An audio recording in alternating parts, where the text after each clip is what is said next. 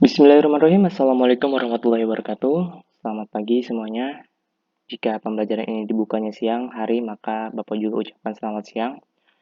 Pada pertemuan kali ini, izinkan Bapak mengenalkan diri. Nama Bapak adalah Ahmad Rifai. Di sini, Bapak mengajar fisika di kelas 10 IPA 1 dan juga kelas 10 IPA 2. Pada kesempatan kali ini, Bapak akan membahas mengenai hakikat fisika, tentang pengenalan fisika terlebih dahulu. Oke, sebelumnya, apakah kalian baik-baik saja? Semoga kalian baik-baik saja, tetap semangat dalam menjalani pembelajaran daring seperti ini. Kita harus tetap fokus, eh, tetap mengevaluasi di pembelajaran daring ini, dan para tim dan guru-guru SMA Negeri 1 Maja juga terus mengevaluasi keefektifan pembelajaran daring seperti ini. Oke, kita langsung ke pembelajaran kita. Jangan lupa berdoa sebelum belajar, siapin minumnya, siapin jajanannya, kita enjoy dalam pembelajaran kali ini. Oke, hakikat fisika. Fisika ini merupakan salah satu cabang ilmu pengetahuan alam. Nah, jadi ilmu pengetahuan alam di SMP itu terbagi jadi 3 di SMA. Ada fisika, ada kimia, dan juga ada matematika. Nah, fisika ini itu erat banget kaitannya sama yang namanya matematika. Ya, sama-sama menghitung.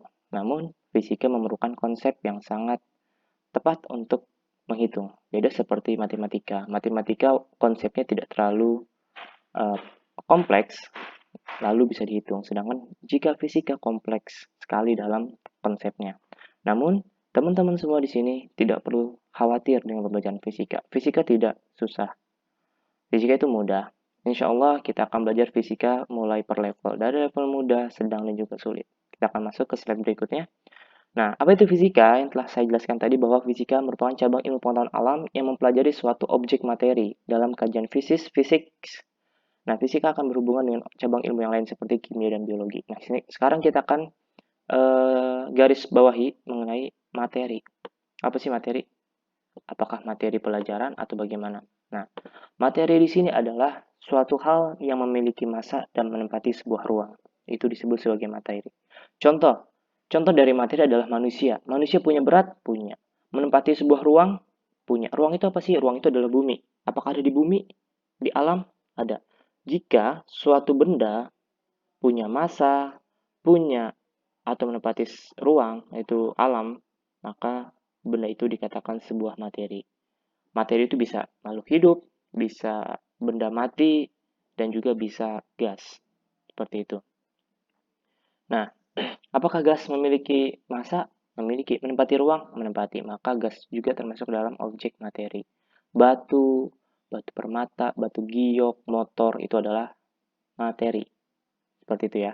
Nah, fisika itu adalah pelajaran yang fokus membahas objek materi tentang perubahan fisiknya. Itu kan ya, energinya, dan yang lain. Oke, kita akan lanjut ke slide berikutnya. Nah, pada contoh saat ini, Bapak menampilkan lilin yang sedang menyala dan meleleh. Kita baca di sini, pada lilin tersebut memuat suatu kejadian yang berhubungan dengan alam, yaitu elemen api. Nah, mungkin kalau kalian suka nonton Avatar, Naruto, elemen api ini mungkin disebut sebagai, kalau dalam Naruto itu disebut sebagai katon, gitu ya. Dalam animasi film Naruto itu disebutnya adalah katon. Nah, saya juga suka sama klan Uchiha gitu ya, dan saya menyukai api. Di sini api ini adalah salah satu elemen dasar di alam. Nah, pertanyaan adalah, menurut kalian apa yang menjadi pembahasan fisika pada lilin ini? Apakah panasnya? Apakah lilin yang meleleh? Ataukah arangnya di sini? Atau bagaimana? Nah, yang akan kita pelajari dalam fisika bagaimana dalam objek kajian lilin ini? Yang pertama tentu, pasti fisika akan mempelajari elemen api ini dalam bentuk yang namanya panas, energi panas, suhu. Suhu ini akan dipelajari dalam pembelajaran fisika. Yang kedua apa? Tadi fisika erat kaitannya dengan fisik, perubahan fisik. Otomatis tadi lilin yang tadinya keras ketika terkena panas, maka otomatis lilin ini akan meleleh. Fisiknya berubah nggak? Yang tadinya utuh ketika belum dikasih api dan ketika dikasih api meleleh. Fisiknya berubah nggak? Fisik lilinnya berubah dong, jadinya meleleh, ambiar gitu ya. Nah, kita akan lihat di set berikutnya. Kita lihat sini. Ruang lingkup fisika yang akan mempelajari pembahasan adalah perubahan wujud lilin saat terkena panas dari api, dari padat kelelehan, atau bisa kita sebut meleleh gitu ya, meleleh atau mencair. Nah, yang kedua adalah tadi energi panas. Energi panas ini kita juga bisa mempelajari perubahan dari energi panas ke energi apa, kan gitu ya, dulu pas lagi zaman SD. Misalkan contoh listrik, energi listrik, jadi setrika dari energi listrik ke energi panas. Nah, sama juga nanti dari energi panas bisa juga jadi energi listrik. Tadi yang saya juga jelaskan, panas akan berhubungan dengan namanya suhu. Suhu itu adalah derajat panas suatu benda. Jadi menentukan panas suatu benda adalah suhunya. Jadi ini adalah objek yang dikaji dalam fisika. Fisiknya, jadi lebih ke fisik. Jadi bukan lebih ke perubahan kimia. Perubahan kimia apa? Perubahan kimia adalah yang tadinya utuh jadi arang, itu adalah perubahan kimianya juga. Jadi karbon. Contohnya adalah pada sumbu lilin ini, yang tadinya warna putih ketika dibakar dia akan berubah menjadi karbon. Nah, ini akan pembahasan dalam ruang lingkup kimia. Namun dalam ruang lingkup fisika adalah yang materi fisik yang terlihat sangat jelas, yaitu meleleh, suhu, dan juga panasnya. Nah, kita akan bahas tentang ruang lingkup kimia. Apa nih hubungannya? Tadi membahas proses energi entalpi. Entalpi itu adalah energi energi dalam proses reaksi senyawa kimia, itu adalah energi entalpi. Yang kedua adalah terjadi proses pembakaran pada sumbu lilin yang merupakan reaksi kimia yang akan menghasilkan karbon. Nah, itu dia. Jadi, fisika, kimia, biologi ini saling berhubungan. Lalu biologinya apa, Pak? Biologinya adalah panas ini dibutuhkan oleh makhluk hidup. Benar nggak sih? Panas itu dibutuhkan oleh makhluk hidup. Kenapa? Karena makhluk hidup tidak mendapatkan panas, energi panas, maka makhluk hidup itu akan mati kedinginan.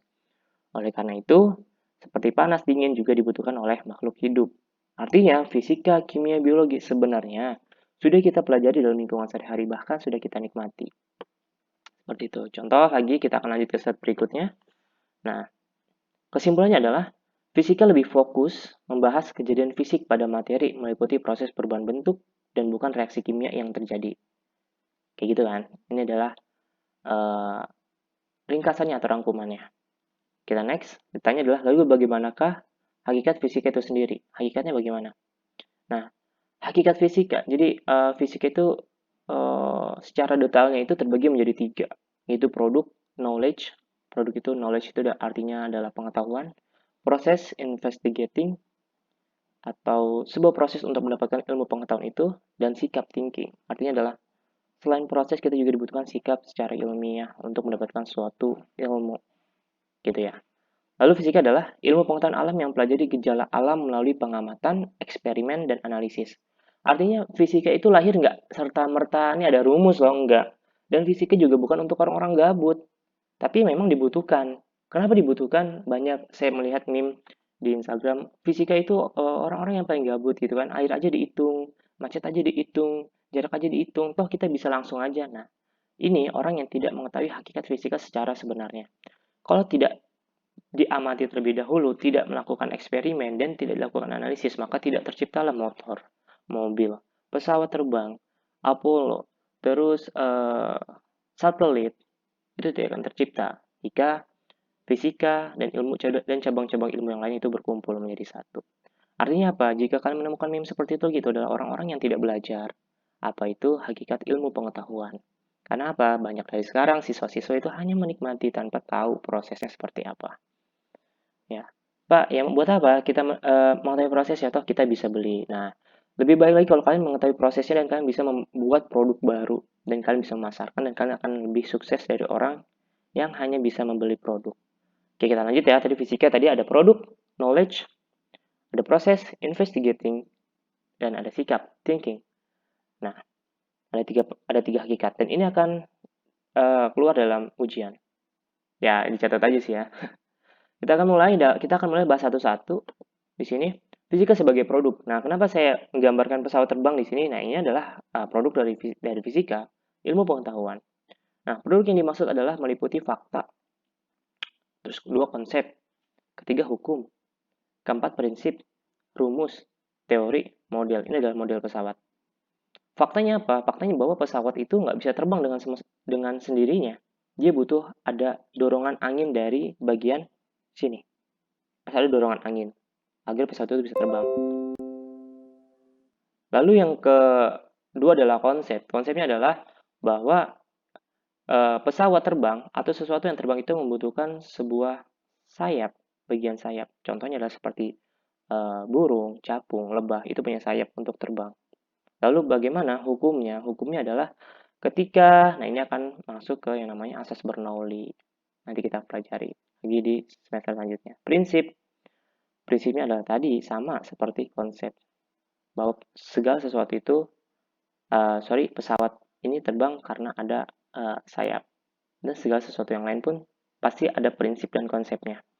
Yang ketiga, yang selanjutnya adalah rumus. Rumus ini fungsi buat apa? Untuk menghitung berapa nih bahan bakar yang dibutuhkan, berapa tenaga mesin yang dibutuhkan, berapa kecepatan baling-baling yang dibutuhkan agar pesawat nih besi yang segede gitu, yang seberat itu bisa terbang di langit, ya kan? Sekarang kita kita bayangkan diri kita sama pesawat, beratan mana? Beratan pesawat apa kita bisa terbang nggak? Nggak bisa.